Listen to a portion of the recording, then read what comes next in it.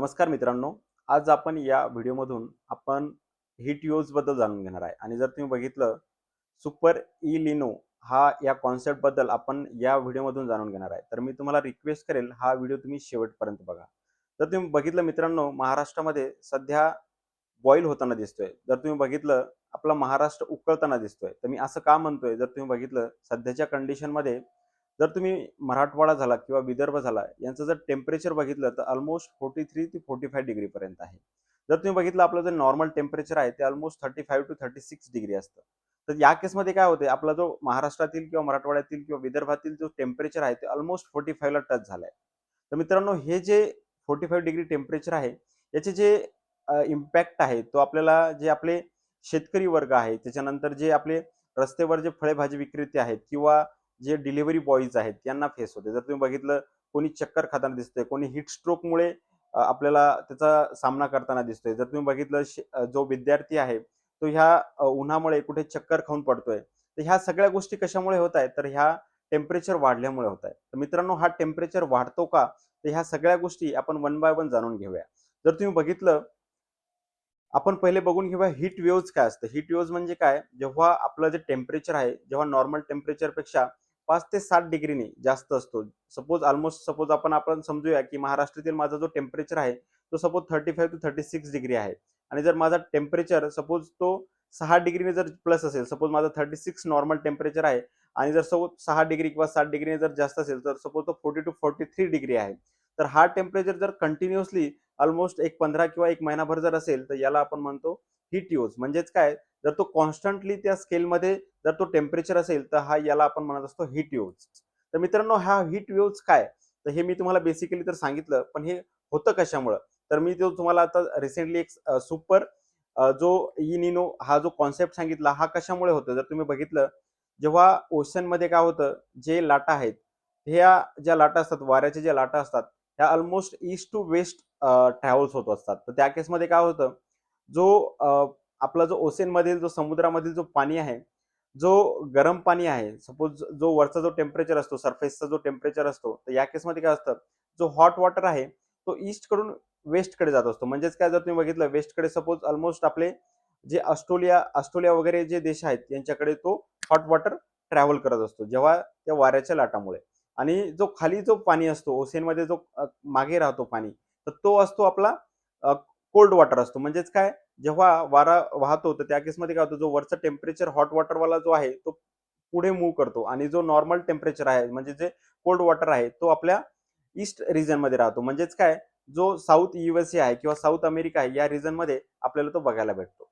तर मित्रांनो, होतं काय या केसमध्ये, हे झालं नॉर्मल रेंज. तर या केसमध्ये काय होतं, आपल्याला ऑलमोस्ट आपल्याला जो पाऊस आहे किंवा पावसाळा आहे आपल्याला ऑस्ट्रेलिया रिजनमध्ये जास्त बघायला भेटतं. कारण काय, या केसमध्ये काय होतं, जो हीट जी फ्लो होते, जे हॉट वॉटर जो फ्लो होतो तो ऑस्ट्रेलिया साईडला जास्त होतो आणि कोल्ड जो आहे तो आपल्याला अमेरिका साईडला बघायला भेटतो.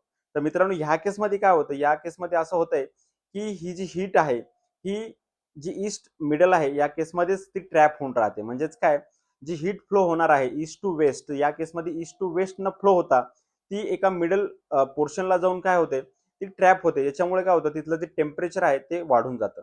तर त्या ओशनमध्ये जेव्हा त्याचं टेम्परेचर वाढतो तर त्याच्या इफेक्टमुळे काय होतं, ऑलमोस्ट 2 डिग्री तिथलं जे टेम्परेचर आहे ते वाढून जातं. तर त्या केसमध्ये काय होतं, जेव्हा टेम्परेचर वाढतो तर त्या केसमध्ये तिथं मॉइश्चर कमी होऊन जातं, की आपण जेव्हा म्हणतो ना, जेव्हा टेम्परेचर वाढेल तर त्या केसमध्ये काय होतं, ड्रायनेस वाढून जातं. या केसमध्ये काय, आपल्याला ऑस्ट्रेलिया झाला किंवा इंडिया झालं या केसमध्ये आपल्याला जो मान्सून आहे तो कमी प्रमाणात बघायला भेटेल आणि या केसमध्ये आपल्याला हीट वेव्हज जास्त प्रमाणात आपल्याला ऑस्ट्रेलिया आणि इंडिया या रिजनमध्ये बघायला भेटेल. गोष्टी जर आपल्याला टाळायच्या असतील तर काय केलं पाहिजे, तर मी तुम्हाला थोडक्यात सांगतो.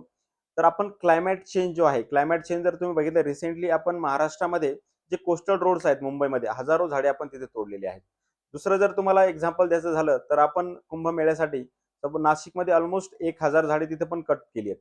तर ह्या गोष्टी जर आपल्याला टाळायच्या असतील किंवा जर आपल्याला ग्लोबल वॉर्मिंग कंट्रोलमध्ये आणायचे असतील किंवा आपल्याला अर्थचं जर टेम्परेचर कंट्रोल करायचं असेल तर ह्या गोष्टी आपल्याला टाळणं खूप इम्पॉर्टंट आहे. जोपर्यंत ह्या गोष्टी आपण टाळत नाही तोपर्यंत आपल्याला ह्या गोष्टीला सामना करावा लागेल. यामुळे काय होईल, आपल्याला याचा इम्पॅक्ट जो आहे तो सर्वसामान्य जे आपले लोक आहेत त्यांना बघायला भेटेल. त्याच्यामुळे काय होईल, जसं की मी तुम्हाला सांगितलं, हीट स्ट्रोक झालं, डिहायड्रेशन झालं, ह्या गोष्टी आपल्याला बघायला भेटतील. पण ह्या गोष्टी जर आपल्याला टाळायच्या असतील तर काय करावं लागेल, ह्या गोष्टी जर आपल्याला टाळायच्या असतील तर मी तुम्हाला सांगतो की आपल्याला झाडं लावणं खूप इम्पॉर्टंट आहे. जोपर्यंत आपण झाडं लावणार नाही तोपर्यंत आपलं ग्लोबल वॉर्मिंग कंट्रोल होणार नाही. तर त्या केससाठी आपल्याला सगळ्यांनी मिळून याच्यासाठी झाडं लावणं खूप इम्पॉर्टंट आहे. जोपर्यंत आपलं ग्लोबल वॉर्मिंग कंट्रोल होणार नाही तोपर्यंत आपल्या बॉडीचं टेम्परेचर किंवा आपल्या अर्थचं जे टेम्परेचर आहे ते कंट्रोल होणार नाही. जेव्हा आपल्याला डिहायड्रेशन होतं त्यावेळेस आपण काय काळजी घेतली पाहिजे? जर तुम्ही बघितलं जेव्हा आपल्याला ऊन लागतं तर त्यावेळेस काय होतं आपल्याला शरीरामधील जे वॉटर आहे तो लॉस झालेला असतो. जर तुम्ही बघितलं आपल्याला जेव्हा स्वेटिंग येते, घाम येते तर त्या केसमध्ये काय होतं आपलं बॉडीचं जे वॉटर आहे ते लॉस झालेलं असतं. जर तुम्ही बघितलं आपण कधी जर टेस्ट करून बघितली आपल्या स्वेटिंगला तर आपल्याला ती खारट लागते. कारण काय आपल्या बॉडीमधला जो सॉल्टी वॉटर आहे तो आपला बाहेर निघून गेलेला आहे. त्याच्यामुळे काय होतं आपल्या शरीरामध्ये पण सोडियम किंवा पोटॅशियमची कमतरता होऊन जाते. तर त्या केसमध्ये आपल्याला काय करायचं इलेक्ट्रोलाइट्स घेणं खूप इम्पॉर्टंट आहे. जर इलेक्ट्रोलाइट्स जर घेतले तर त्याच्यामुळे आपल्याला सोडियम झाले, पोटॅशियम झाले ह्या गोष्टी त्या फ्रुट्स थ्रू आपल्याला भेटतील. जर तुम्ही बघितलं जे नारळ पाणी आहे, लिंबू पाणी आहे, ह्या गोष्टी आपल्याला खूप हेल्प करतात. जेव्हा आपण ह्या गोष्टी एका फ्रुट्स थ्रू घेतो किंवा वॉटरच्या फॉर्ममध्ये घेतो तर त्यामुळे काय होतं आपली जी बॉडी आहे ती हेल्दी राहते. तर बेसिकली जेव्हा आपण उन्हामध्ये बाहेर जातो तर ऑलमोस्ट आपण 2 ते 3 लिटर पाणी आपण घेतलंच पाहिजे. त्याच्यामुळे काय होते आपली बॉडी जी आहे डिहायड्रेट होत नाही. जर तुम्ही बघितलं जेव्हा आपली बॉडी डिहायड्रेट होते तर कधी-कधी आपल्याला लघवीला त्रास होतो. लघवीला का त्रास होतो? जेव्हा आपली लघवी सपोज रेडिश कलरची होते. ती रेडिश कलरची का होते? जेव्हा आपल्या बॉडीमधलं वॉटर लॉस झालेला असतो, जो घामा थ्रू असेल किंवा लघवी थ्रू झालेला असेल, तर त्या केसमध्ये काय होतं, आपले जे ब्लड सेल्स असतात त्याच्यामधून काय होतं, वॉटर प्लस ब्लड्स हे आपलं मिक्स असतं. तर एका केसमध्ये काय होतं तुम्ही बघितलं तो थोडा दाट असतो म्हणजे काय जाड असतो ब्लडच्या फॉर्ममध्ये. तर त्यावेळेस काय होतं, आपल्याला त्रास होतो त्या केसमध्ये. कारण काय, जर तुम्ही बघितलं कधी-कधी आपल्याला ती रेडिश त्याच्यामुळे बघायला भेटते. कारण की त्याच्यामधून काय नॉर्मल थोड्याफार प्रमाणात तो ब्लड जो आहे तो वॉटरच्या फॉर्ममध्ये आपल्या लघवी थ्रू येतो. तर हे सगळ्या गोष्टी कशामुळे होतात? तर हे डिहायड्रेशनमुळे होतं. मित्रांनो आशा करतो की तुम्हाला हा व्हिडिओ आवडला असेल. जर हा व्हिडिओ तुम्हाला आवडला असेल तर जास्तीत जास्त शेअर करा आणि या चॅनलला सबस्क्राईब करा. धन्यवाद.